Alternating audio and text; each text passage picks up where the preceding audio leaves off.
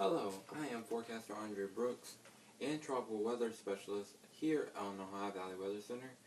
And today we're going to continue doing our Hurricane Week. And today particularly, we're going to be going over more hurricanes in history.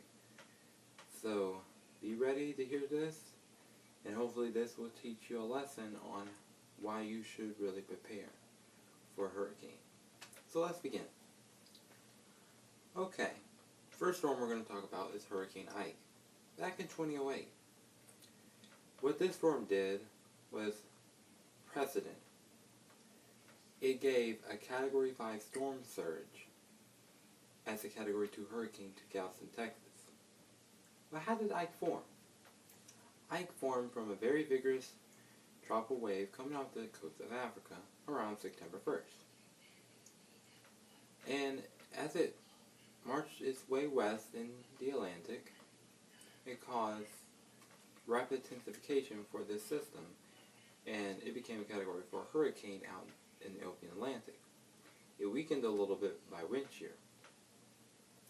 Then it tucked itself under the AB Bermuda High and caused it to go west into the Gulf of Mexico, and eventually, on September 13, 2008, Hurricane Ike made landfall on the Texas coast, particularly Galveston and Houston.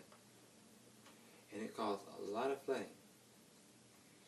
And the storm surge even started way before it made landfall, even 24 hours out. So it caused flooding even the day before it made landfall, even before a rain ban even came in. So that's why you really should be prepared, because hurricanes can give surprises, especially when it's in size. And that's what Ike was. It was bigger than any hurricane that people ever seen before. And speaking of surprises, another hurricane struck the Galveston-Houston coast back in 1900. This is known as the Galveston Hurricane in 1900. And it also developed from a very vigorous tropical wave late in August. And it traversed itself through the Atlantic, gathered its strength in the Atlantic, and also the Gulf of Mexico.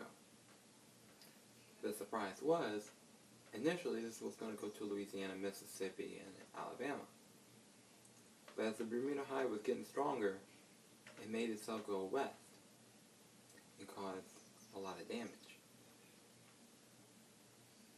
This is when Galveston began building its protection wall to withstand Category 3 strength, but this storm was a Category 4. It caused utter destruction and made people lose their lives, a lot of people. And this is one of the deadliest hurricanes on record, killing 8,000 people. Now, speaking of Louisiana, there was another hurricane in history back in 1965. Its name was Hurricane Betsy. This storm was a Category 4 at its strongest. And then it did something a hurricane usually don't do, and it looped twice in its lifetime. Initially, Hurricane Betsy was going to North Carolina coast. But let me back up a minute. Hurricane Betsy developed in mid-August of 1965 from yet another tropical wave coming off Africa.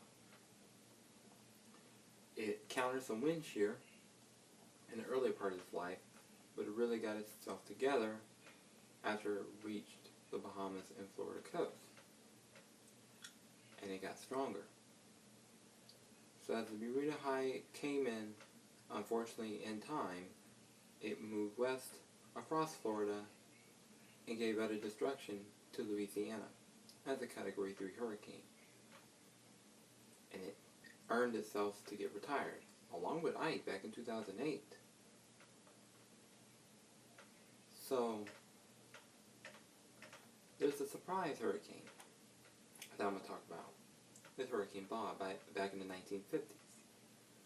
Hurricane Bob struck Louisiana as a Category 1 hurricane, and some major flooding towards the Louisiana coast, and even earned itself to retire as well.